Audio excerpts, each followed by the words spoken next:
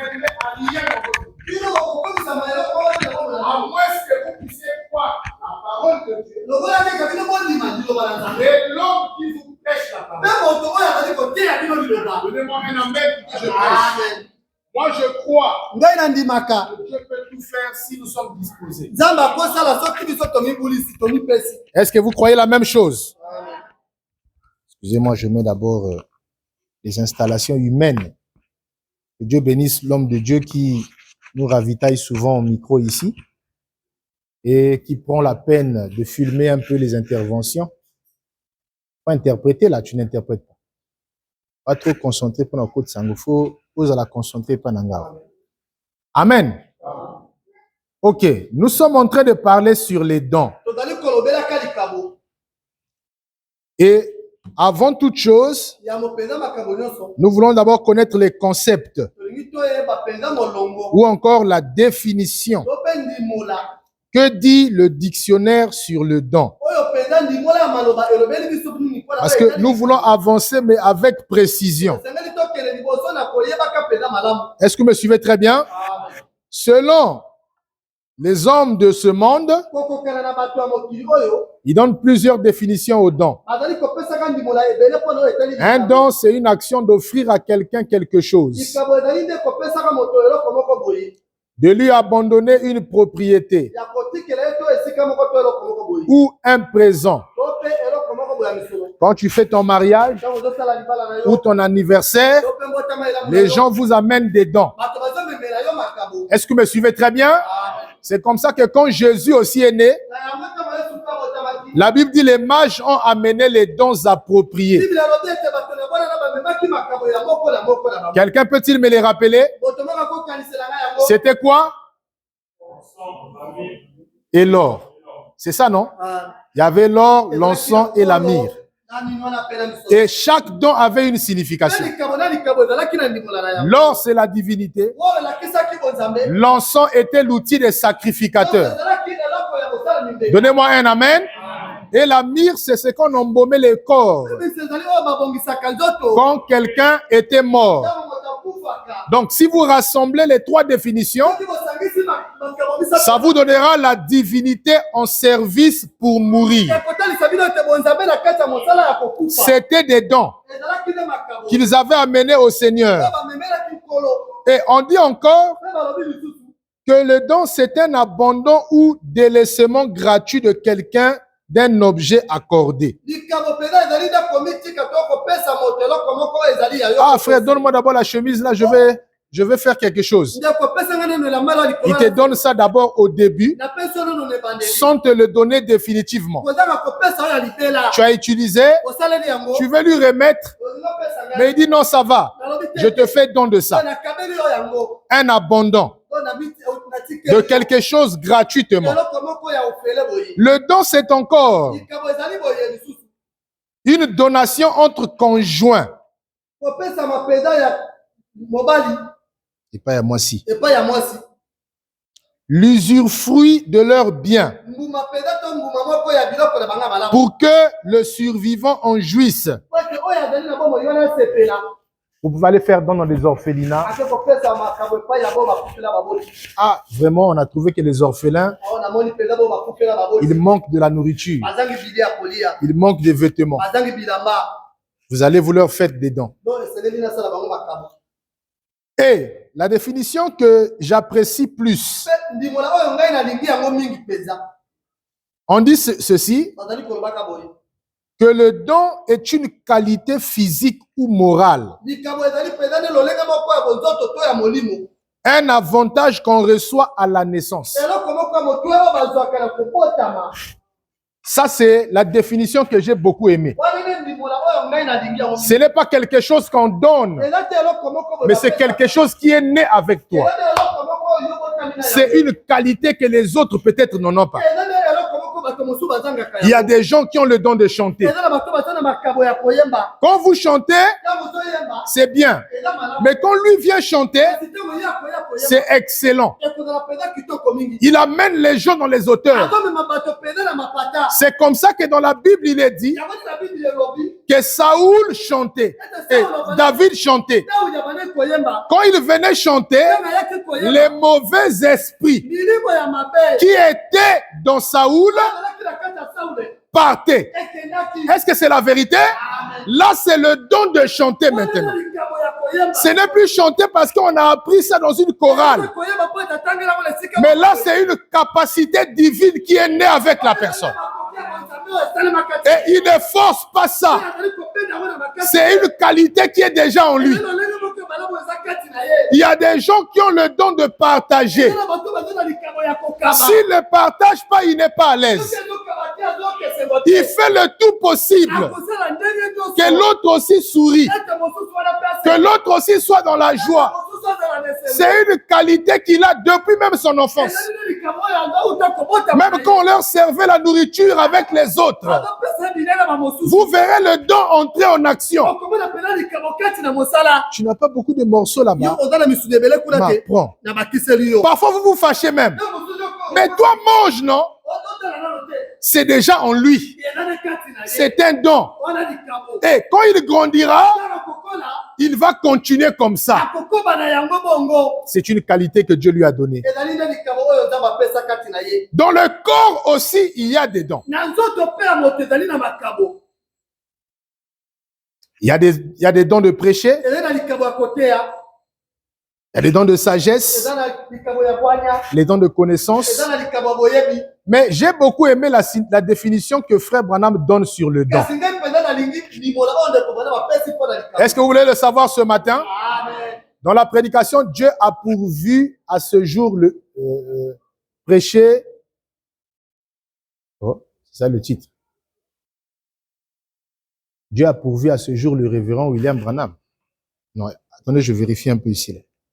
Il se peut que j'avais mal copié peut-être. J'aimerais pas que vous puissiez noter quelque chose alors que c'est prêché le 6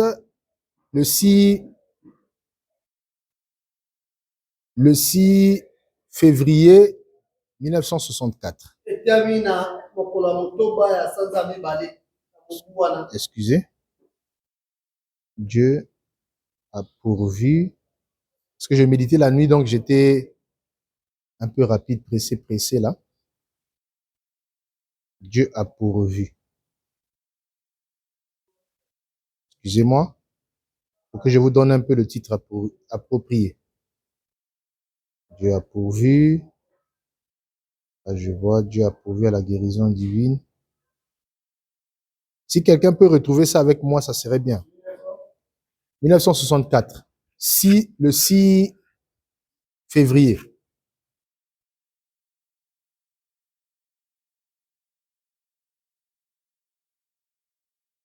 Ah, Dieu a pourvu non, dans d'autres... Attends. Oui. Voilà la voie à laquelle Dieu a pourvu pour aujourd'hui. Bon, là, j'ai pris ça en anglais, j'ai traduit ça directement sur Internet. Ça a donné Dieu a pourvu à ce jour. Ça s'arrête là.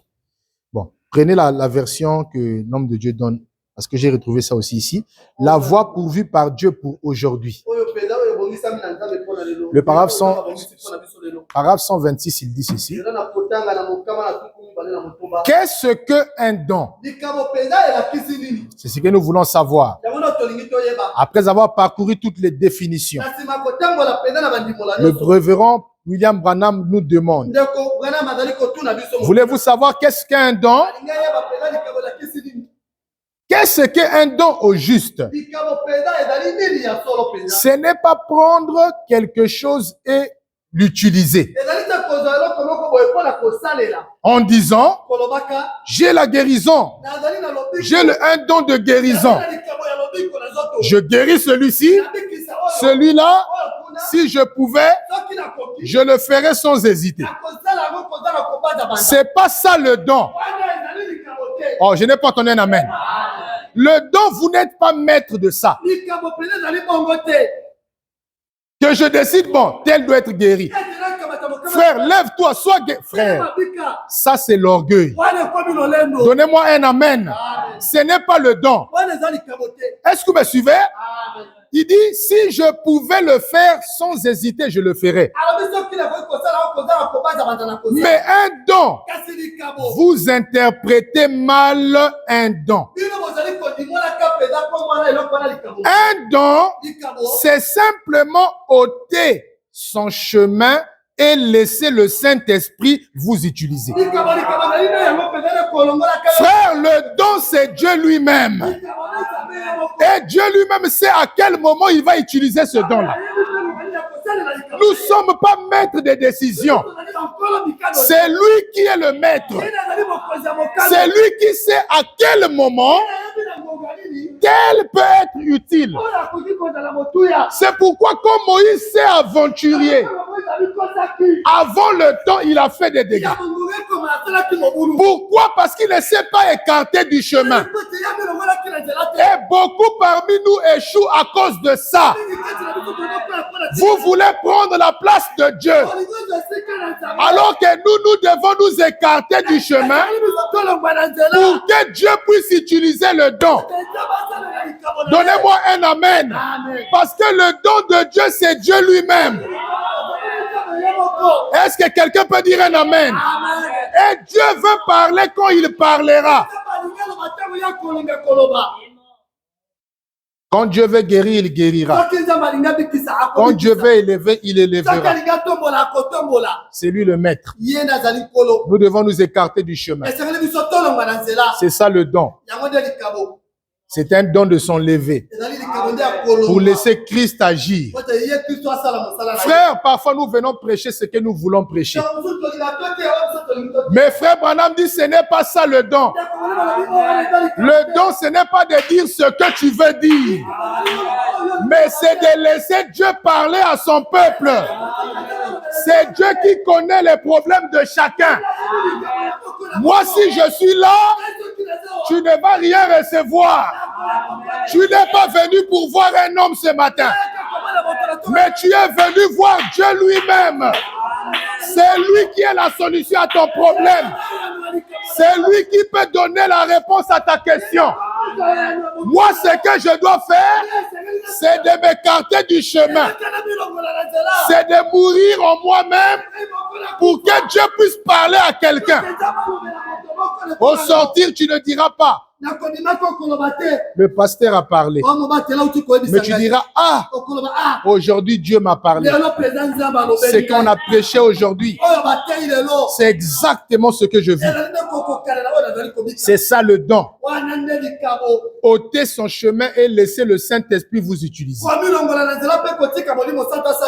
Vous voyez, c'est ça le don. Voilà ce qu'est un ministre. Il ne prêche pas ce qu'il veut. En méditant là, tu prépares déjà. La citation là, ça va chauffer. Quand je vais lire ça, parfois tu viens lire ça aussi, ça chauffe pas aussi. Est-ce que vous dites un amen? Parce que c'est pas toi qui dois parler. C'est Dieu qui doit parler. Les paroles des hommes sont des mensonges. Mais la parole de Dieu est esprit et vie. Ah, j'ai fait tomber. Je ne sais pas trop comment accrocher ça. Bon, je mets ça simplement la chemise ici. Amen. Et ce qu'est un ministre, il ne prêche pas ce qu'il veut. Un vrai ministre de Dieu. Il se met simplement à l'écart. C'est un don. Et l'inspiration vient. Et il parle sous l'inspiration du Saint-Esprit. J'ai senti une pensée venir vers moi. Quelqu'un s'est dit, maintenant finalement, pourquoi méditer, pourquoi préparer les notes? Ne comprenez pas mal le messager. Quand il dit que le don c'est s'écarter, Ça ne veut pas dire, bon, je prie, Seigneur, j'ai le don. Je vais à l'église pour prêcher. Et quand j'arrive, je m'écarte. Seigneur, parle maintenant.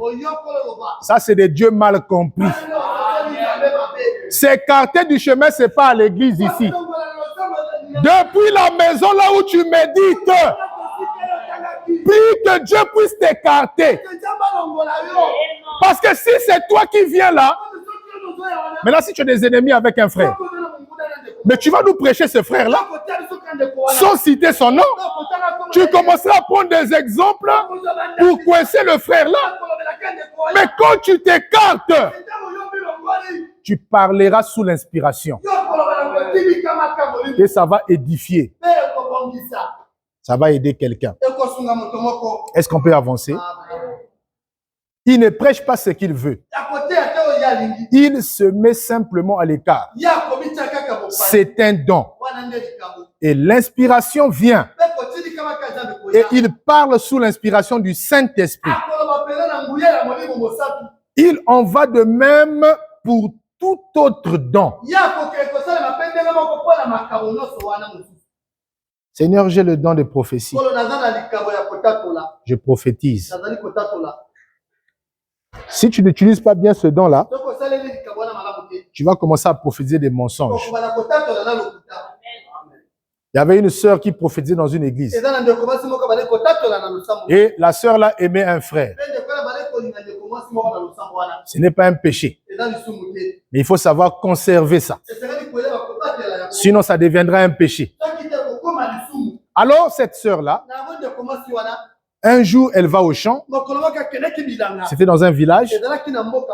Elle aperçoit le frère qu'elle aimait là. Avec une sœur de l'église, mais il marchait dans le chemin des champs. Et Passolier Moté, ma frère. Donc, vraiment, pendant que moi j'aime ici, lui il apprécie ailleurs. Azelanga dimanche. Frère, dimanche, elle vient à l'église. À Betty prophétie. Frère tel, moi Dieu, je te dis, réponds-toi avec la sœur Intel de ce que vous avez fait tel jour. L'église, frère, tu as entendu, non? Le frère était calme. Il dit, c'est quoi? Il dit, non, mais Dieu a parlé là. Toi et la sœur Intel, vous êtes tombés. À ce qui n'a nous moqué, vous. Et on est tombé où? Oh, mais attends, tu es incrédule. L'Esprit de Dieu ne parle pas en vain. Il dit, c'est pas Dieu qui parle, frère. Allez-y, demandez au papa de la sœur. Elle nous avait commandé pour aller prendre quelque chose quelque part. Et nous sommes allés prendre et on est revenus. Sœur Intel, est-ce que c'est pas la vérité? Il dit oui, c'est ce qui s'est passé. Là, maintenant, on rattrape le prophète. C'est ce que Branham dit. Quand une prophétie est fausse, attrapez celui qui a prophétisé. C'est un démon qui a parlé. Et on doit chasser le démon là. Avant de le chasser, sœur, dis-nous la vérité. Oh non, bon, que Dieu me pardonne. En fait, je les avais seulement aperçus, j'étais dans les champs. Je les ai vus passer. Mais comme j'aime le frère tel, j'ai eu de la jalousie. Jalousie, comment me met dans le sambo jusqu'à prophétiser devant les saints. Faites attention avec les dons. Le vendredi, nous avons dit, si vous prenez mal ce don-là, ça peut vous amener en enfer. Nous avons mis ça en rapport avec la parabole des talents. Nous avons dit qu'il y avait un maître qui a réuni ses serviteurs. Il leur a donné à chacun des talents. Au premier, il a donné 5. Le deuxième, il donnait 2. Et le troisième a reçu 1. Et selon l'interprétation, le maître, c'est Jésus-Christ. Et les talents qu'il donne, ce sont des dons. Il y a des gens qui ont plusieurs dons, une seule personne. Mais il a le don de chanter, il a le don de prêcher, il a le don de guérison divine. Ce n'est pas un péché d'avoir plusieurs dons. Oh, est-ce que je peux entendre un amen? Maintenant, le maître est parti. Et à son retour, chacun devait dire comment il a utilisé le don. Le premier est venu, il dit, oh, mais maître, avec le don que tu m'as donné, j'ai gagné les âmes. J'ai baptisé même les gens. Ils ont été sauvés. La Bible dit, on dit à celui-là qui avait bien géré le don, entre dans la joie de ton maître. Bon et fidèle. Donc, c'est-à-dire que ce n'était pas seulement le fait d'être serviteur. Ce n'était pas seulement le fait d'avoir les dons. Mais il fallait aussi bien utiliser le don là. C'est ça qui sauvait chaque serviteur. Le deuxième aussi est venu. Il dit, maître, avec les 2 talents, j'ai gagné 2 autres. Lui aussi, on l'appelait bon et fidèle serviteur. Entre dans la joie. Le troisième vient. Il dit, ah, maître, moi, le don là, j'avais pour moi peur. Je n'ai même pas évangélisé. Je n'ai même pas gagné les âmes. Je n'ai rien fait. Négligent. La Bible dit, on l'a chassé dans les ténèbres du dehors. Donc, il n'est pas entré au ciel. Pourquoi? Parce qu'il n'a pas bien utilisé le don de Dieu. Frère, les dons de Dieu sont des pièges que Dieu vous a donnés. Si vous ne l'utilisez pas comme il se doit, c'est-à-dire pour la gloire de Dieu, ça peut vous fermer les portes du ciel. C'est pas moi, c'est la Bible. Est-ce que vous dites un amen? Alors, il y a plusieurs dons. Et beaucoup de gens parfois font de la confusion. Par exemple, quand on dit prophétie, on commence par là. Il y a 2 catégories de prophétie. Il y a la prophétie comme fonction et il y a la prophétie comme don.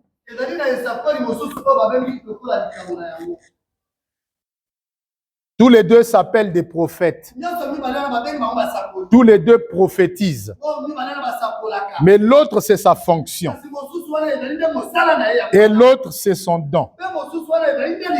Le don de prophétie ne peut pas être comparé à la fonction de prophétie. La fonction de prophétie, c'est quelque chose qui est né avec la personne. C'est quelqu'un qu'on appelle un prophète majeur. Et il vient avec le ainsi dit le Seigneur. Et ce qu'il dit, personne ne peut contester ça. Il n'y a pas quelqu'un pour confirmer un prophète majeur. Mais le don de prophétie, ça peut se manifester une seule fois. Et après, c'est fini, ça ne vient plus. Et même quand tu prophétises, il faut qu'il y ait des juges pour juger ça. Et le vrai juge des prophéties, c'est la parole de Dieu. Oh, donnez-moi un amen. Donc ne faites plus la confusion entre les prophéties de Joël Tatou et celui de William Marion Branham. Donnez-moi un amen. Joël a prophétisé sur les élections de la RDC, non? Il dit qu'il y a des candidats qui devaient mourir. Les gens ont attendu, frère. Et quelqu'un va mourir. Une semaine avant, personne n'est mort. 4 jours avant, 2 jours avant, une journée avant, le voilà qui revient encore. Oh non, c'était la mort spirituelle, ah, frère. Ça, c'est un faux prophète. Je n'ai pas entendu un amen. Amen. Simon Kimbangu aussi avait prophétisé que Joseph Kabila devait être au pouvoir jusqu'à son 3e mandat. C'est une très bonne chose. Nous enregistrons. Mais on attend sur le terrain, c'est quelqu'un d'autre qui passe. Et la Bible dit, quand vous voyez quelqu'un comme ça, ne le craignez pas. Ce n'est pas moi qui a parlé en lui. Mais qu'est-ce que vous devez faire? Égorgez-le. C'est la parole, frère. Est-ce que vous dites un amen? Moi, avant, je ne comprenais pas comment Élie pouvait dire attrapez les 400 prophètes, tuez-les. Je pensais que c'était un péché ou une vengeance. Non, c'est écrit dans la parole. Quand quelqu'un va oser dire quelque chose venant du Seigneur, mais qui n'est pas vrai, cet homme sera exterminé. Si on appliquait ça aujourd'hui, frère, il y aurait beaucoup de défunts pasteurs. Parce que le couteau est trop, frère. Les dons ne servent pas à divertir les gens. Les dons ne servent pas à te rendre spécial. Quand tu passes là, prophète des nations. Ah, l'homme de Dieu. Là, on prend des trucs, on essuie les chaussures. Ah, le prophète de Dieu. Il faut faire passer le prophète de Dieu. Je vais lire un peu, frère Branham. Est-ce que vous aimez frère Branham? Parce que vous pouvez discerner un démon dans une personne, mais sans pourtant que la personne ne se rende compte. Écoutez, frère Branham dit ceci. Dans la prédication, le discernement de l'esprit. Paragraphe 55. Il dit, sans se glorifier, qui sera le prochain président? Et qui sera ceci? Il vous tape sur la tête. Dieu, nous qui t'avons tapé. Non, il parle plutôt des Romains là qui est en train de maltraiter le Seigneur Jésus. Ils ont pris un truc. Ils ont mis Jésus devant. Ils ont prophète. Parmi nous, un va te taper. On la chicote. Bah! Bon, dis-nous qui t'a tapé. Donc, ils pensent que c'est comme un spectacle. Frère, Dieu vient de me parler. Il y a une sœur qui chausse le numéro 38. Frère, est-ce qu'on a besoin de blagues comme ça dans l'église du Dieu vivant? Non, sœur, Dieu m'a montré. Avant-hier, tu as mangé vers le soir un bouillon réchauffé. Vous voyez les gens acclamer. Ah. Alléluia. Dieu a parlé. Mon peuple périt par manque de connaissances. Dis-nous qui t'a tapé. Et nous te croirons.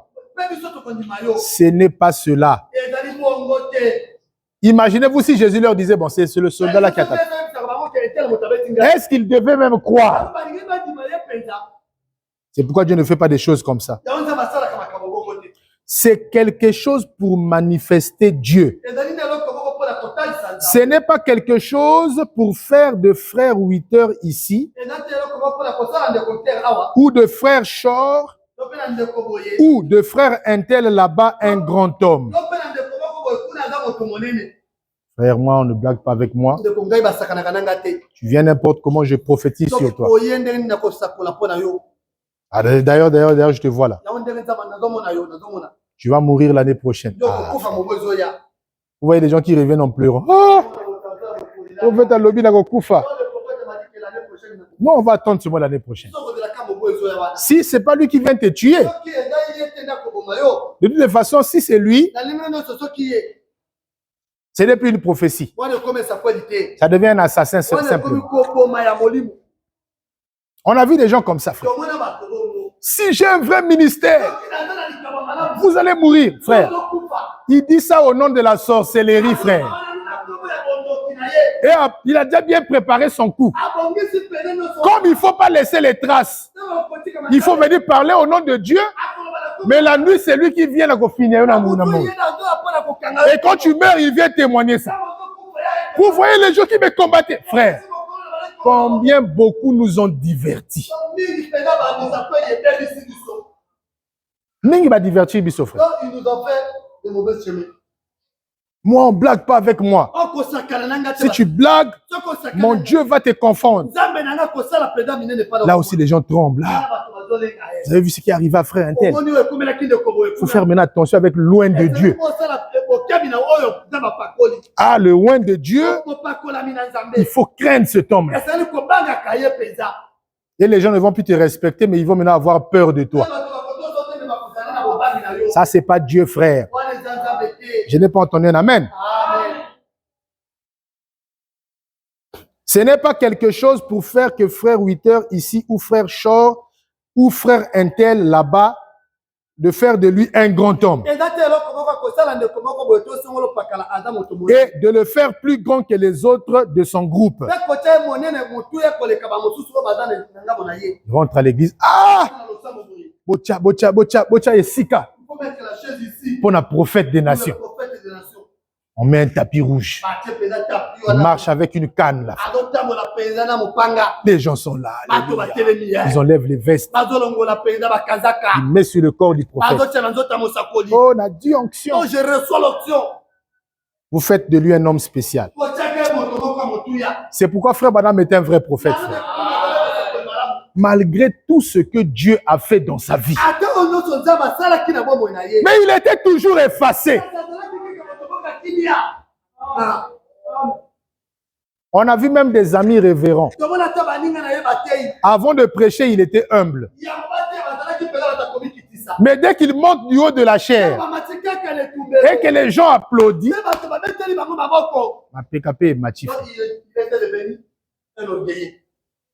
oui, maintenant la façon de vous saluer.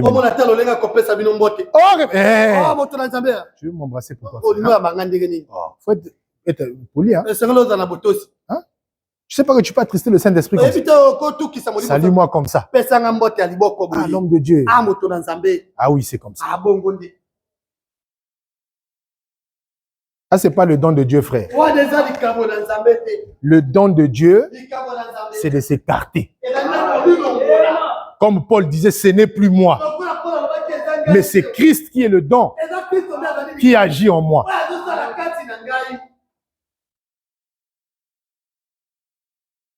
Et de le faire plus grand que les autres hommes dans son groupe.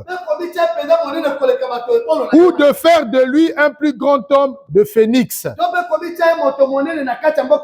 Ce n'est pas pour faire de William Branham quelque chose de grand. Frère, cet homme de William Branham là, même moi, peut-être je n'arriverai pas à vivre comme lui l'a vécu. On est venu lui donner les voitures de cette génération là, c'était quoi? Cadillac.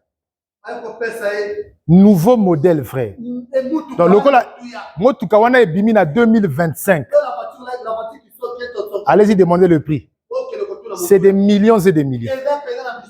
Mais on a mené ça à frère Branham. Tiens les contacts. C'est pour toi. Branham regarde. Il dit Dieu vous bénisse. Moi, je ne peux pas prendre ça là. Je préfère rouler dans ma vieille Ford. Et pourquoi il le faisait? Il dit, imaginez-vous les membres de mon église, qui la majorité sont affamés. Il me voit, moi, frère Branham, dans une Cadillac qui coûte peut-être 300 millions. Je suis en train de vous saluer. Frère, Dieu m'a élevé. Et comme ça, la bino passe dans mon thème, ma frère. Ne soyez jamais élevé parmi les pauvres. Vous souffrirez toujours de jalousie, de complexes, de toute forme de choses. Si quelqu'un dort ma famille, on va coller ça sur toi. Alors que mais qu'est-ce... Ah, frère. Développez-vous un peu mentalement, frère. C'est de là que vient le diable.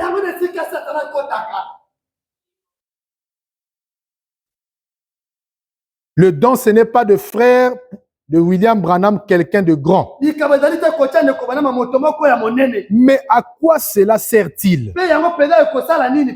Ce n'est pas pour faire d'Oral Robert quelque chose de grand. Ce n'est pas de faire de Billy Graham quelque chose de grand. Mais ce sont les cœurs. Nous essayons de réaliser quelque chose pour le royaume de Dieu. Le don, c'est de manifester Dieu. Tous les dons et toutes ces choses-là ne servent pas à rendre quelqu'un plus grand que l'autre.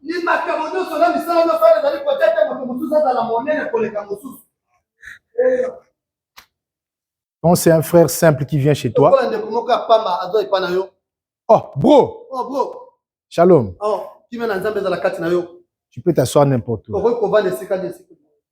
Même si c'est sale, le bien-aimé vient s'asseoir seulement par humilité. Mais quand c'est le pasteur qui arrive, pasteur, l'homme de Dieu. Ah, l'homme de Dieu. Attends, pasteur. Nettoie. C'est bon. Je ne dis pas que c'est une mauvaise chose. Mais faites ça avec tout le monde. Dans une église, quelque part, il y avait un frère qui était en difficulté. Il va voir un autre bien-aimé. Frère, aide-moi. Ah non, frère, j'ai pas l'argent. J'ai des problèmes. J'ai fait ceci, j'ai fait cela. Je n'ai plus rien. Il quitte le frère là, il va voir un autre frère. Frère, aide-moi. Ah, bien-aimé. Vous là, après qu'on vous aide, après vous critiquez encore les gens. Je n'ai rien. Moi, j'avais déjà pris la décision. Je n'aide plus les gens. Parce que vous, les frères là, vous n'êtes pas reconnaissants. Et après, il va voir le pasteur. Ah, pasteur, vraiment, j'ai telle difficulté. J'ai même vu le frère Intel. Il a refusé. L'autre là-bas, lui, il avait déjà décidé de ne plus aider. Il dit, c'est vrai ça. Il prend le téléphone. Il appelle le premier frère. Oh, pasteur! Mon pasteur! Oh, là, je suis béni ma journée déjà. Comment frère Intel? Non, ça va. Bon, j'ai besoin de 1 million. Oh, pasteur! Mais tout de suite, là, j'arrive. Le pasteur appelle le deuxième frère. Bien-aimé, comment? Ah, pasteur, ça va. Mais moi, j'ai besoin de 1 500 000. Il dit, oh là là, mais pasteur, mais toi, tu es tout pour nous. J'arrive avec. Il coupe le téléphone. Il dit, frère, attends. Kalamingité, le premier arrive dans sa voiture. Il descend là. Il prend. Ah, mon pasteur. Attendez, le frère qui avait demandé. Ah, de toutes les façons, je suis venu donner pour mon pasteur. Allez. Pasteur, c'est ça. Ah, merci. Dieu te bénisse. Frère Ma, tiens. Oh. Non, toi, tu t'assois là. On attend l'autre qui arrive. L'autre aussi arrive. 1 500 000, frère. Pasteur, vraiment. Quand on donne ça même, on s'incline là. C'est ça. Ah, ok, merci. Il donne chez lui. Asseyez-vous. S'assoyez là. On va prier. Ils ont fait la prière. Terminé. Il dit, mais bien aimé, la Bible dit que notre charité ne fasse exception de personne.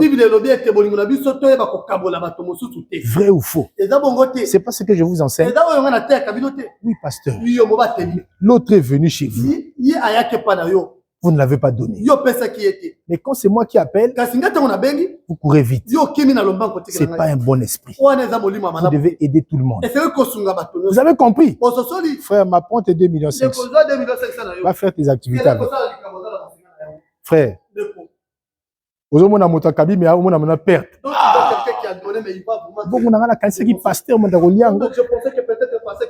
faites le bien à tout le monde. Parfois, il y a un frère qui a plus besoin que le pasteur. Même si vous ne dites pas Amen, on va prêcher. Amen. C'est pour manifester Dieu. Eza nde mpona kotalisa Nzambe. Tous les dons et toutes ces choses-là ne servent pas à rendre quelqu'un plus grand que l'autre. Makambo nyonso wana na misala nyonso wana ezali kotiaka Cela nous fait simplement travailler ensemble yango ezali kosalaka biso ete tosala biso nyonso elongo pour le perfectionnement du corps, mpona kobongisama ya nzoto, pour nous réunir comme un seul peuple. mpona komisangisaka mpenza lokola etonga to ekolo moko.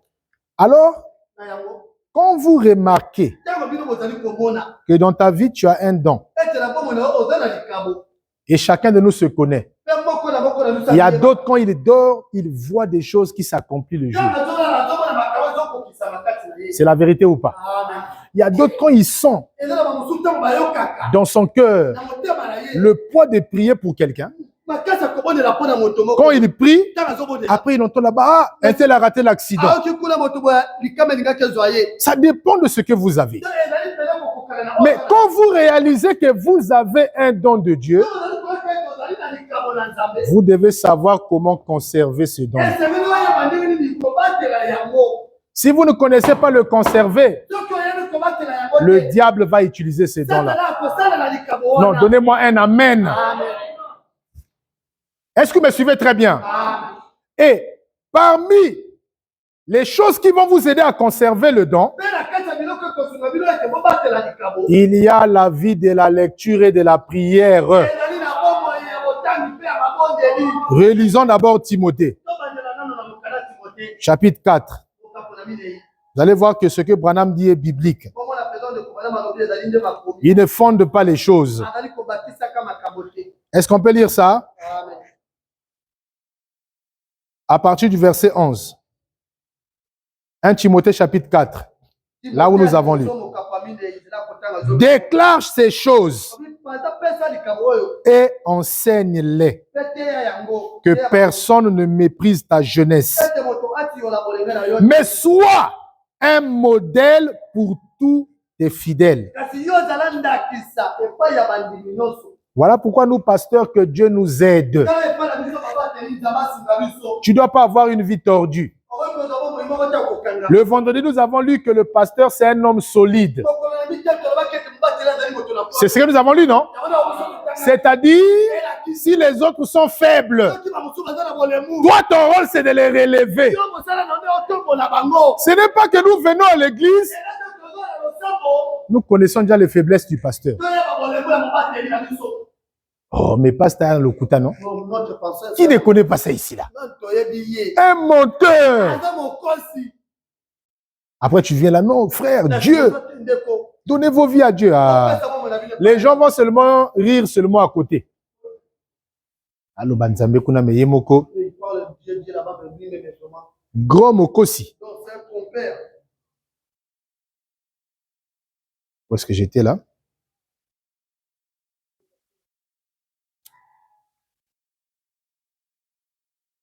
En parole, en conduite, en amour, en foi, en pureté.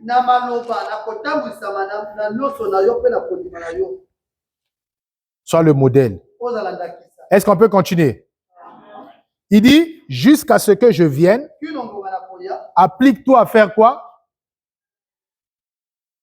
Non, vous lisez ensemble avec moi. Jusqu'à ce que je vienne, applique-toi à quoi? C'est pourquoi un chrétien doit lire sa Bible chaque jour. Ainsi dit William Branham. Au lieu de se plaindre seulement, lis ta Bible. Toutes les richesses sont dans cette Bible. Il continue. Hein? Applique-toi à la lecture, à l'exhortation et à l'enseignement. Tu es un homme de Dieu. Tu es un frère. Tu es une sœur. Mais tu n'exhortes jamais les gens. Finalement, tu parles de quoi dans ton quartier? Dans votre parcelle, tu parles aux gens de quoi? Non, il y a la crise. Non, vraiment, ça sourd. Oh, ça sonne. Non, la politique. Oh, mon pérengano. Ces choses-là ne t'amènera que des déceptions. Applique-toi à l'exhortation. Témoigne ce que Dieu a fait pour aujourd'hui. Quelqu'un d'autre veut entendre ça.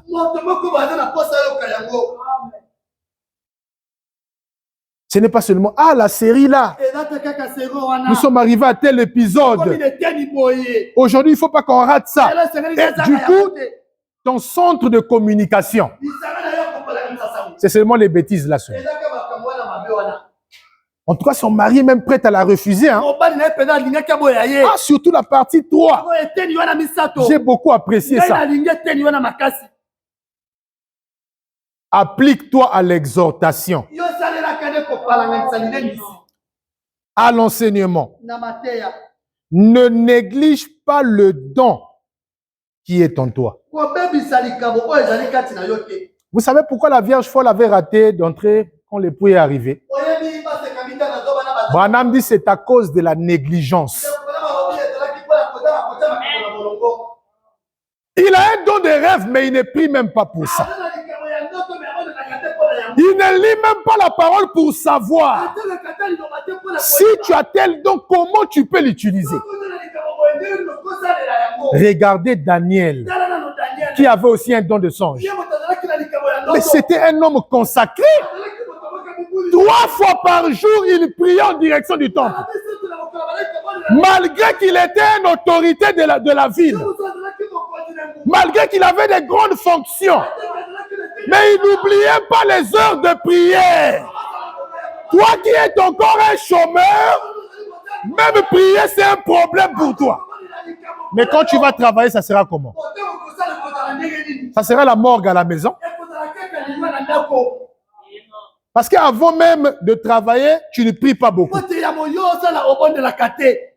Mais quand tu vas commencer, ça sera seulement, frère, mais oh non, j'étais au travail. Ah non, non, aujourd'hui, où? On a fait des heures supplémentaires. Tu penseras que c'est le travail qui parle. Mais tu ne sais pas que c'est un démon qui parle. Imaginez-vous. La Bible dit que Daniel était parmi les grandes personnalités de la République. Ou du royaume. Et ce n'était pas le moindre, frère. C'était Babylone. La grande puissance mondiale de cette époque. Donc, Daniel était comme le vice-président des États-Unis ou bien le secrétaire d'État. Mais Abo, c'est la prière. Il n'a pas oublié l'heure de prière. Toi, tu es encore à l'école. Tu oublies toujours la prière. Tu oublies l'exhortation. Tu négliges le don qui est en toi. Je vous dis que vous avez des capacités en vous. Il y a des gens ici, s'ils peuvent laisser Dieu utiliser ce qui est en eux, ils vont faire des grandes choses dans cette ville-là. Et même leurs familles seront bénies parce que quand vous utilisez le don, comme il se doit, Dieu visite même ta famille.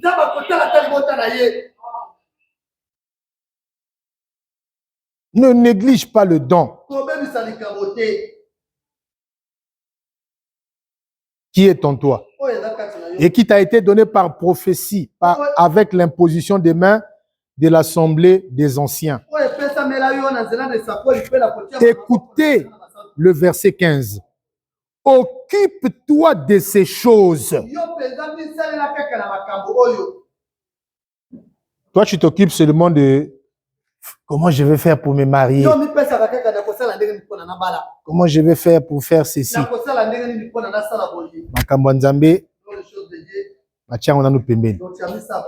Est-ce que vous savez que Dieu ne fait que nous remettre ce que nous lui faisons? Aujourd'hui là, je bénis Dieu. Mais hier, nous avons servi Dieu dans la famine. Rien à manger. Tu vas prêcher la parole. Tu reviens. Il n'y a rien toujours. Tu es toujours dans la joie. Le prochain culte, tu vas encore. Tu prêches. Un jour, j'ai prêché à Nanga, très loin de Pointe-Noire. On m'a payé seulement le bus jusqu'au fond de Tchétché. J'avais mon sac de l'ordinateur qui pesait. Avec la Bible, tout ce qui va avec les vestes. J'arrive au fond de Tchétché, 150 va payer ça qui gagne ici. À la maison, tu n'as rien laissé. J'ai marché depuis là. Jusqu'au quartier Culotte à pied. Ceux qui sont déjà arrivés à Pointe-Noire connaissent. Celui qui interprète, c'est. Hein, frère? Servir Dieu avec amour et sacrifice. Beaucoup sont maudits à cause de ça. Ah, frère, comme moi, je ne m'en sors pas, je ne vais pas méditer aussi. De toutes les façons, je ne vois rien. Année après année, je n'évolue pas. Donc, à quoi bon aussi maintenant se mettre à prier beaucoup? Ah non, non. Je cherche d'abord le travail. Continue à chercher. Occupe-toi de ces choses. Donne-toi tout entier à elle. Hosanna nos jeunes. Tu n'es pas encore vieux, mais tu n'arrives pas à mettre en pratique ces choses. Oh, je me souviens de notre jeunesse. Là où tout l'établissement te donne un nom. Pasteur, il y avait des sœurs qu'on appelait Marie. Oh, il dit maman ou Jésus. Les mères de Jésus. Dès que vous voyez les mamans là-bas, ils ne commettent pas de péchés. Là où le professeur rentre dans la classe, il dit aux élèves, trichez pour vous. Les gens se précipitent dans les sacs. Ils tirent, ils prennent les cahiers. Mais vous trouvez une sœur en train d'écrire ce qu'elle connaît. Mais madame, tu n'as pas entendu? Va prendre le cahier. Monsieur, je ne tricherai pas. Je veux faire ce que je connais. Si je ne connais pas, je dépose la feuille. On était une jeunesse dynamique qui s'appliquait à l'exhortation. Oh non, professeur Wana Yite. 3 heures à permanence. Mais ça va chauffer, frère, ça va chauffer. On va parler de Dieu. Ceux qui vont se moquer vont se moquer. Mais nous, on n'est pas là-bas. Il faut que les gens sachent que Dieu nous a visités. C'est pourquoi Dieu est obligé parfois de nous remettre un peu ce qu'on a eu à faire. Parce que Branham dit le réveil n'est pas une église. Mais le réveil, c'est un individu. Tu dois apporter le réveil. Tu vois quelqu'un depuis qu'il vient à l'église, il n'a jamais parlé de Dieu à une personne. Jamais. Il ne peut pas présenter quelqu'un qu'il a eu à exhorter, qui a cru la parole à cause de lui. Tu fais la honte.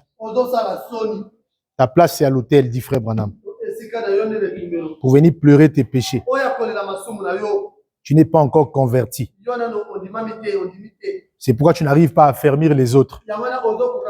Parce qu'on a dit à Pierre, le jour que tu seras converti, affermis les autres. Occupe-toi de ces choses. Donne-toi tout entier à elle. Afin que tes progrès soient évidents pour tous. Veille sur toi-même et sur ton enseignement. Persévère dans ces choses, car en agissant ainsi, tu te sauveras toi-même. Vous voyez à quoi est lié le salut de Timothée ici? C'est quand il se met à s'occuper des choses de Dieu. Dieu n'aime pas la négligence. Non, donnez-moi un amen. Tu es là chrétien, mais un chrétien léger.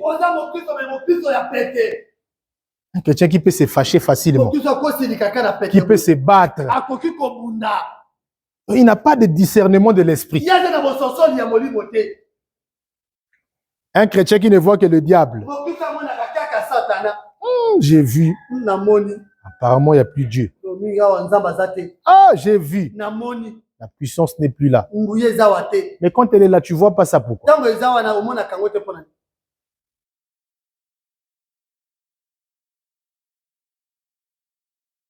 En agissant ainsi, tu te sauveras toi-même et tu sauveras ceux qui t'écoutent. Alors, nous sommes sur la différence entre un don de prophétie et un prophète. Là, je suis dans question-réponse, prêché le 12 janvier 61. Il dit ceci au paragraphe 348. Écoutez, la différence entre un don de prophétie et un prophète, c'est énorme. Dans notre traduction, il dit c'est à une distance de plusieurs kilomètres. On peut même dire à un homme qui a un don de prophétie devant l'église, 2 ou 3 personnes doivent le discerner et dire c'est vrai. Ça, c'est le don de prophétie. Il faut des juges pour juger ça, que c'est vrai. Mais un prophète, voyez-vous, un prophète est une fonction. Le don de prophétie est un don. Un prophète est né. Personne ne le consacre. Donnez-moi un amen, frère. C'est Dieu lui-même qui consacre son prophète. Donnez-moi un amen. C'est pourquoi Roy Davis ne pouvait pas être le pasteur de William Branham. Parce que frère Branham est le pasteur de l'âge de la Odyssée. Donnez-moi un amen pour que je prêche. Normalement, même Davis est la brebis de William Branham. Frère Branham dit, même si Jézabel n'accepte pas, mais Élie était son prophète. Est-ce que je peux entendre un amen? C'est pourquoi en ces derniers jours, même le pape François est la brebis de William Branham. Est-ce que je peux entendre un amen? Parce qu'il était donc prédestiné. C'est pas par l'imposition des mains qu'il devient prophète. Mais depuis l'Ancien Testament, depuis Malachie 4, on a déjà prophétisé sur lui. Voici, je vous enverrai Élie le prophète avant que le jour de destruction arrive. Donc Branham était déjà Élie avant même le jour de sa naissance. Donnez-moi un amen. Frère Branham dit, les prophètes de fonction, les prophètes majeurs, ce sont des dons prédestinés par Dieu. Est-ce que je peux entendre un amen? On ne devient pas prophète, mais on est né prophète. Est-ce que je peux entendre un amen? C'est pourquoi William Branham, même avant sa nouvelle naissance, il avait déjà des visions qui étaient en train de s'accomplir. Donnez-moi un amen. À l'âge de 2 ans, il a vu l'inondation de Jeffersonville. Il a vu 16 personnes en train de se noyer dans les eaux. Il n'avait que 2 ans. Donnez-moi un amen. Pire encore que ça, il a eu des songes à l'âge de 8 mois. Mais il avait toujours les souvenirs. Ça, un homme ne peut pas avoir cette capacité. Il n'y a que Dieu lui-même qui peut donner cette capacité-là. Un prophète de Dieu n'a pas besoin de dormir pour voir les choses. Pendant qu'il est éveillé, il voit. Il vit dans 2 mondes différents. Il est dans le monde sensible et il est aussi dans le monde invisible. Donnez-moi un amen. Sa conscience et son subconscient sont tellement proches. Donnez-moi un amen. Qu'il peut vous dire, je vois Père Abraham en train de jubiler dans la salle. Et il est en train de voir. Est-ce que quelqu'un peut dire un amen? C'est pourquoi Dieu ne fait rien sans avoir révélé sa parole à ses serviteurs, les prophètes. Le prophète, c'est la bouche de Dieu. Le prophète, c'est la présence de Dieu. Le prophète, c'est Dieu lui-même sous la forme d'un messager. Donnez-moi un amen. Parce que le messager et le message, ils ne sont pas deux, mais c'est la même chose. Donnez-moi un amen. C'est pourquoi on a demandé à Frère Branham, par quelle puissance as-tu créé les écureuils? Frère Branham dit, ce n'est ni la puissance de Dieu, ce n'est ni la puissance du diable, mais c'est ma propre foi qui s'est manifestée. Et les écureuils sont apparus. Un prophète de Dieu, c'est un aigle, frère. C'est un voyant. Donnez-moi un amen. Faites vos comparaisons entre les petits prophètes là. Mais il y a des prophètes intouchables. Ce qu'ils ont dit, même si ça dépasse des centaines des années, ça finit par s'accomplir. Et nous sommes fiers d'avoir un prophète. Est-ce que je peux entendre un amen? Il dit, mais pas un prophète. Voyez-vous, un prophète est une fonction. Le don de prophétie est un don. Un prophète est né. Il a le ainsi dit le Seigneur. Mon frère, et ainsi de suite. Il n'y a rien là-dedans. Voyez-vous, c'est un prophète. Mais un don de prophétie, c'est un don. Voyez-vous, l'un est une fonction de Dieu, l'autre est un don de Dieu. Voyez-vous, et c'est là toute la différence. Pourquoi tant de chrétiens trouvent-ils difficile de vivre la vie chrétienne? Prêché le 3 mars 1957, paragraphes 5 et 6. Il dit ceci. Suivez très bien. Nous parlons d'Ézéchiel. Aujourd'hui ou 900 ans avant la venue du Messie. Dans la Bible, la parole est parvenue aux prophètes dans les temps anciens. Dans Hébreu, il est dit, Dieu a plusieurs épouses et de plusieurs manières a parlé à nos pères par les prophètes, mais à la fin des temps, il nous a parlé par son Fils Jésus-Christ. Cette écriture d'Hébreu-là, beaucoup ne comprennent pas ça. Quand il lit ça, il dit, vous voyez, avant Jésus, c'était les prophètes. Mais dès que Jésus arrive, le temps des prophètes est terminé. Ça, c'est une interprétation diabolique. Ce n'est même pas la parole. Est-ce que vous voulez savoir ce que Jésus lui-même dit? Nous sommes dans Matthieu. Oh, le temps des prophètes est déjà passé. On ne doit plus écouter encore les prophètes. Matthieu 23.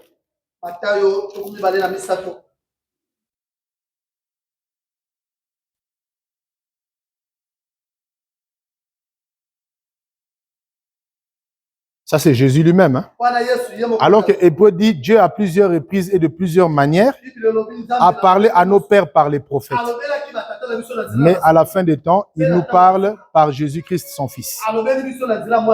Ah non, il n'y a plus de prophètes. Jean était le dernier prophète. Après Jean, c'est fini. C'est maintenant le Fils qui nous parle. Écoutez ce que Jésus lui-même dit.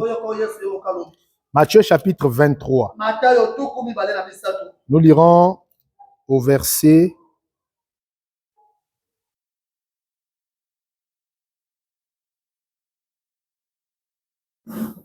excusez-moi, 34, je pense. Non, commencez même au verset 32. Comblez donc la mesure de vos pères.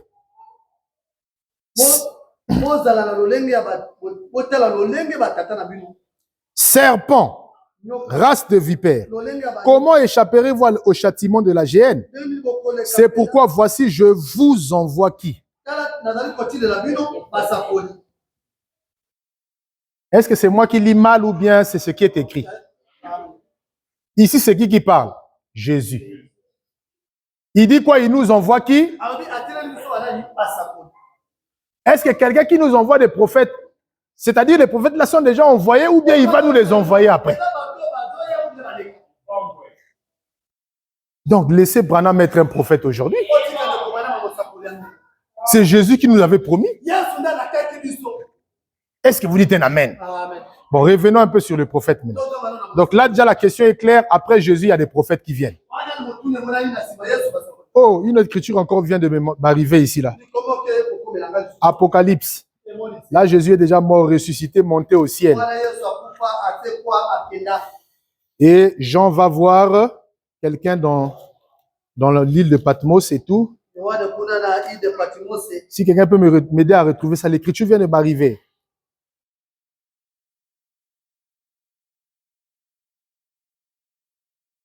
Là où l'ange dit à Jean, je suis l'un de tes compagnons.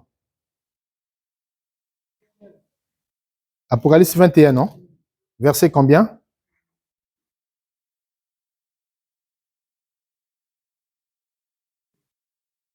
Attendez, je cherche ça rapidement avec la Bible ici. Nous sommes ici pour... Ok, c'est bon. La Bible dit ceci. C'est moi, Jean, qui ai entendu et vu ces choses.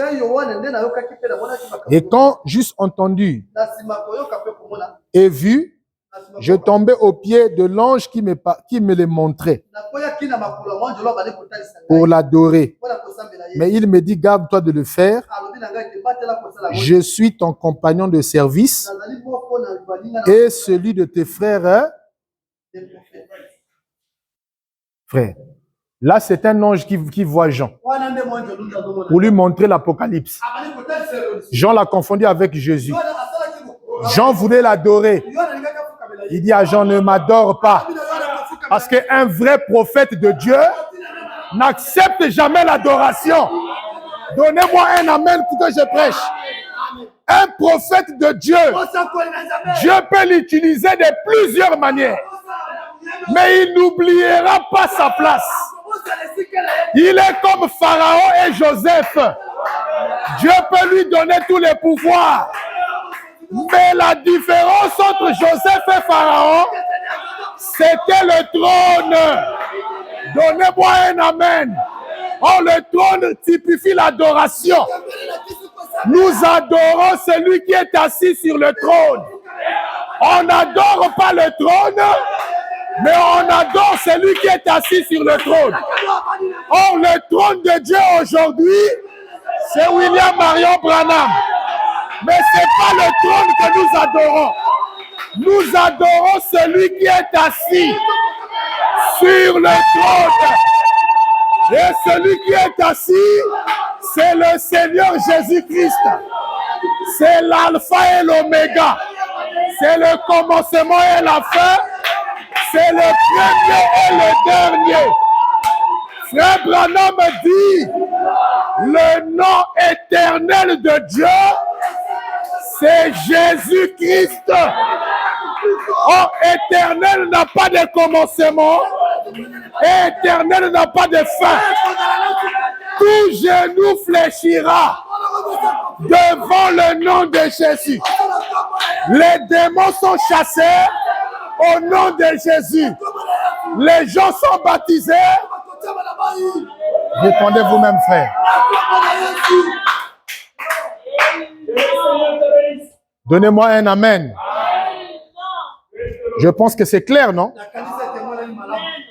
On va continuer avec frère Branham. Il nous a parlé par Jésus-Christ. Or, les prophètes étaient des voyants.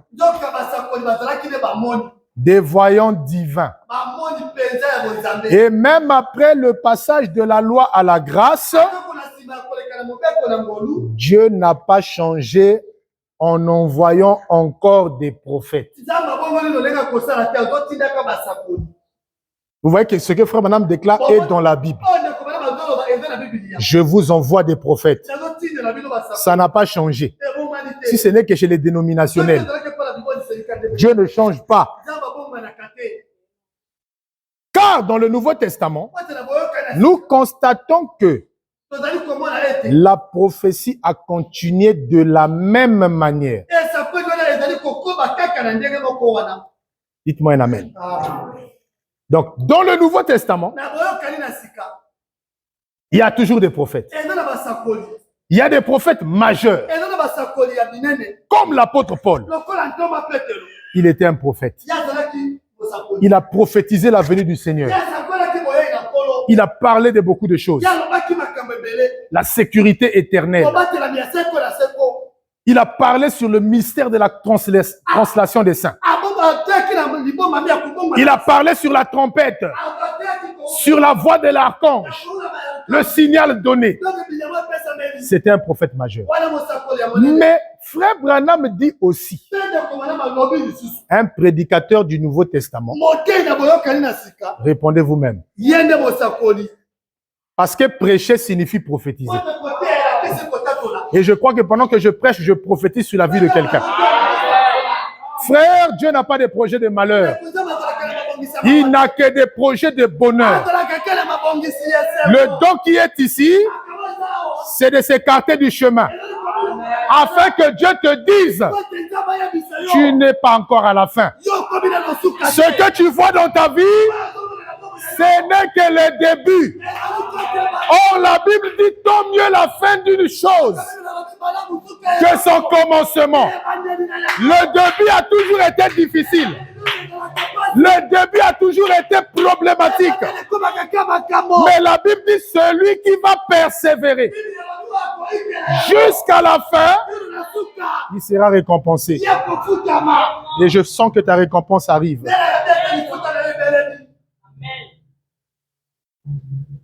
Et les prophètes aussi ont continué de la même manière. La prophétie est un don.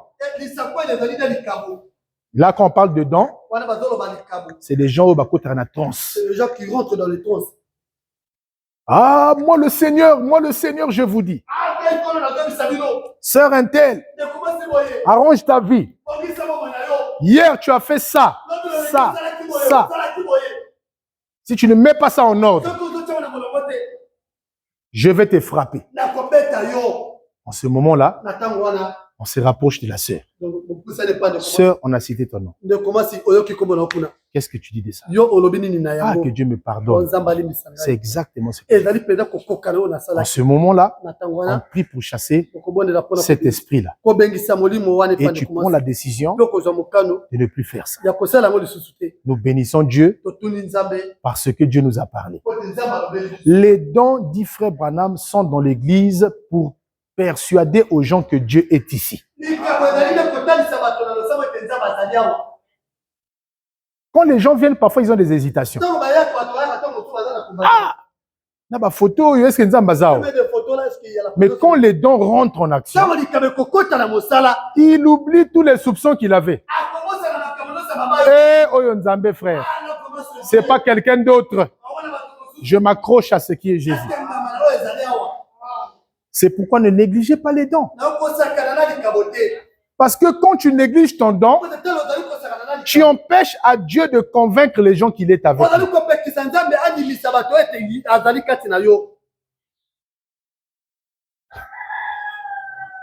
Est-ce qu'on peut continuer? Et les prophètes aussi ont continué de la même manière. La prophétie est un don. C'est un don qui peut être accordé à une personne, puis à une autre. Ce n'est pas un don fidèle. Aujourd'hui, ça peut être le frère Vitalo, et demain, l'esprit change de personne. Est-ce que vous me suivez très bien? Mais ça ne fait pas de celui qui a reçu ce don-là un prophète de fonction. Non, ce sont des choses qui viennent avec l'esprit. Ça peut utiliser une fois, ça change de personne. Maintenant, dans une réunion, 2 ou 3 personnes peuvent prophétiser. Ce n'est pas obligatoire que chaque culte, ça sera maintenant seulement les 3 personnes-là. Ça devient la dénomination maintenant. Mais ça peut changer de personne. C'est pourquoi nous devons être sensibles à l'esprit. Laissez l'esprit s'exprimer en nous. Je suis à la fin. Il dit, c'est un don qui peut être accordé à une personne, puis à une autre, dans n'importe quelle église locale. Et chacun peut prophétiser un par un.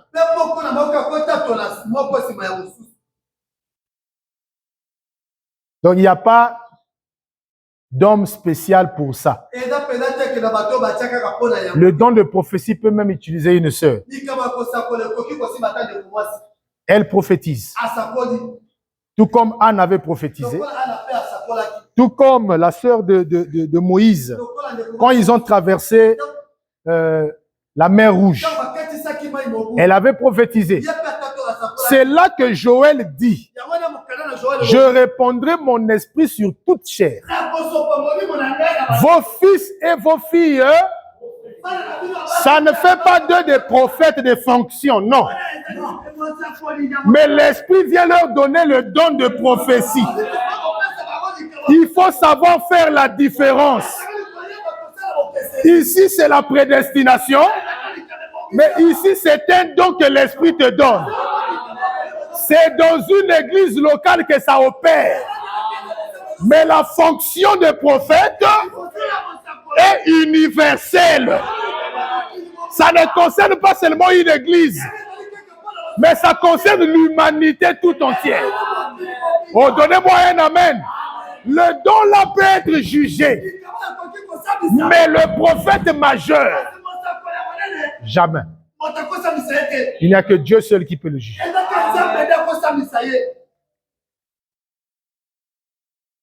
Mais un prophète est une fonction de l'Église. Non pas un don dans l'Église, mais une fonction de l'Église. Je ne sais pas si vous comprenez ce que Frère Branham dit. Oh non, Frère Branham est notre collègue. Blasphémateur. Il va être ton collègue comment? Toi, tu es ephésien, tu es une fonction dans l'église. On peut même te chasser de cette église que tu chéris là. Si tu n'es plus digne de l'évangile, on peut te mettre dehors. Mais personne ne peut excommunier un prophète majeur. C'est impossible, frère.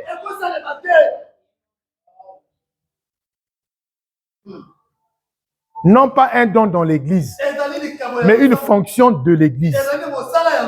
Un prophète. Ils ne sont pas, ils sont ordonnés, prédestinés par Dieu, par la présence de Dieu, à être ce qu'ils sont. Ils sont nés prophètes. On ne devient pas prophète. Ils naissent prophètes. Et un prophète ou un voyant, en un mot, est considéré dans l'Ancien Testament comme un aigle. Et comme j'aime le considérer ainsi, comme un aigle. Comme vous le savez, j'ai consacré une grande partie de ma vie à la conservation, à l'étude de la faune des oiseaux sauvages, des animaux sauvages, à la découverte de leur nature. Et je trouve que l'aigle est l'oiseau le plus intéressant que je connaisse. Un prophète, c'est quelqu'un qui est conçu différemment. Est-ce que je peux entendre un amen? Il a toujours une vie particulière. Maintenant, avec le don ou la fonction de prophète, Dieu met toujours les dispositions pour conserver ce don-là. C'est pourquoi vous trouverez que quand Moïse est né, on tuait les enfants, mais Dieu n'a pas voulu que Moïse soit éduqué par les Égyptiens. Mais il est allé prendre sa propre mère pour qu'il vienne éduquer Moïse. C'était en vue de conserver le don de Dieu. Oh, frère Branham dit, ce qui conserve le don, c'est la parole. Quand vous dites la parole à ce don-là, le don va reconnaître la parole, il va agir selon la parole et ça va préserver le don. Je ne sais pas si je vais retrouver ça. Est-ce que j'aimerais quand même lire ça? On peut terminer même par là.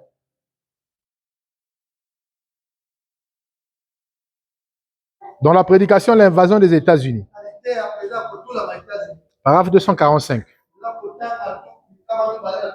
Il dit, souvenez-vous, quand Moïse était un petit garçon, c'est une mère qui lui a donné les directives.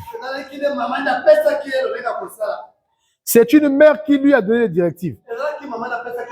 C'est une mère consacrée qui a pris le petit Moïse sur ses genoux et lui a dit, Moïse lui a donné tout son enseignement.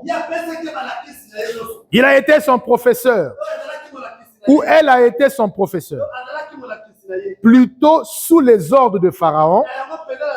Et elle lui a dit, pour ce qui est de ces choses, a-t-elle dit, Moïse, un jour tu délivreras les enfants d'Israël.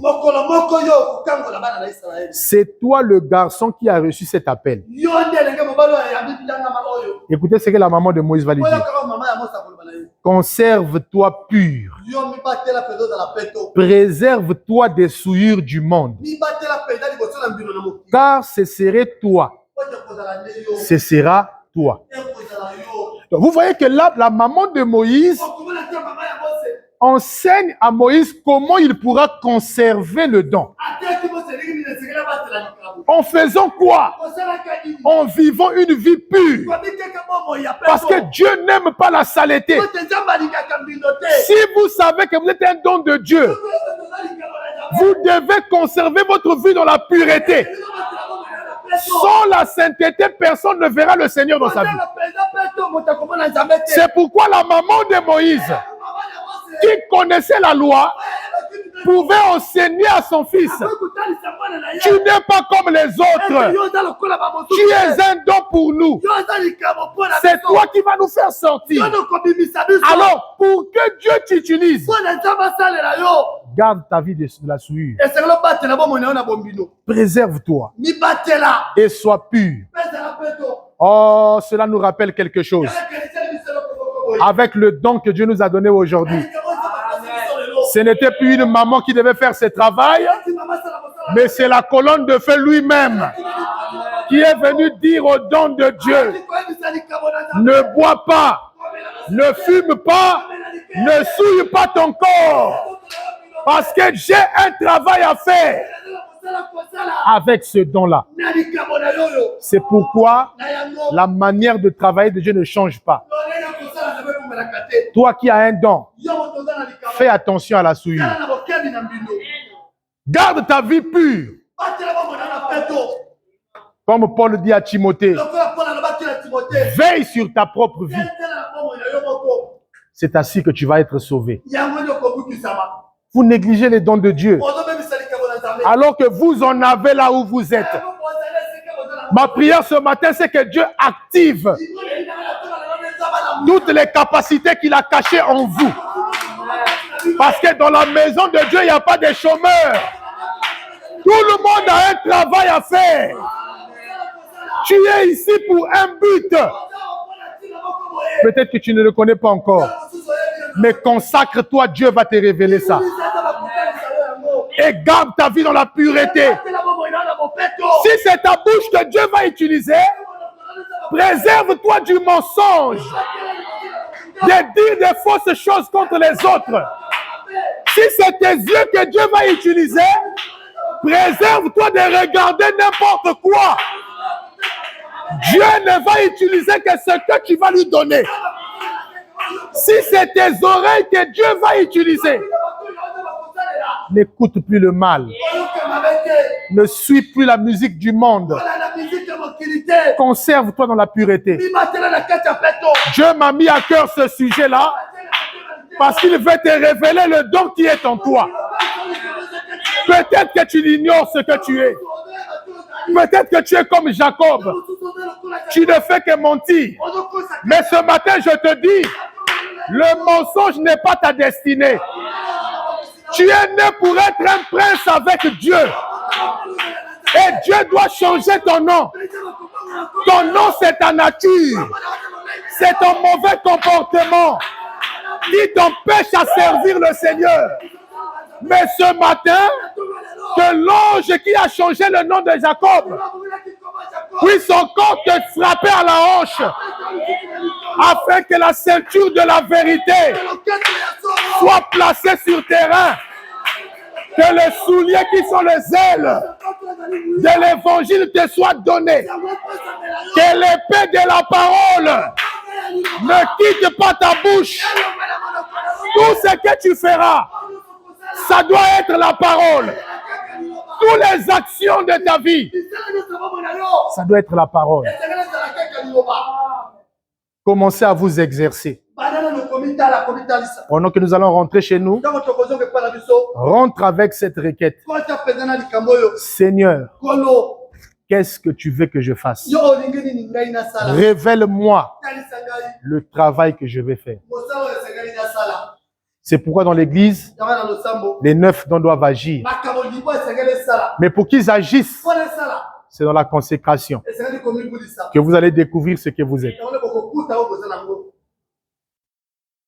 Et le prophète dit, pour connaître que vous avez un don, regardez si Dieu bénit souvent ce que vous faites.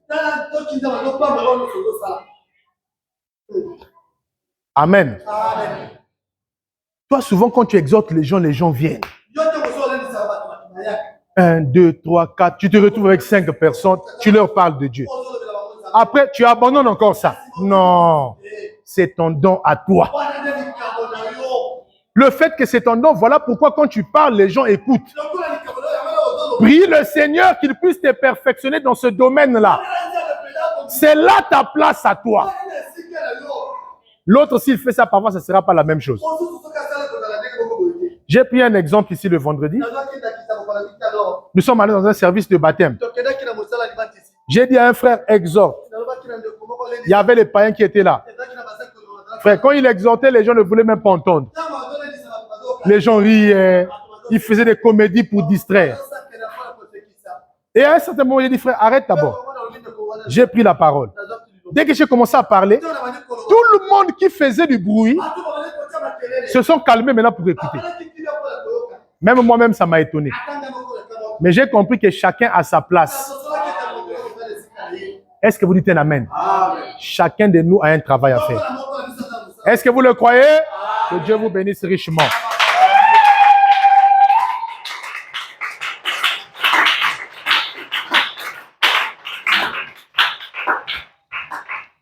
On va se lever, s'il vous plaît, avec nos yeux fermés.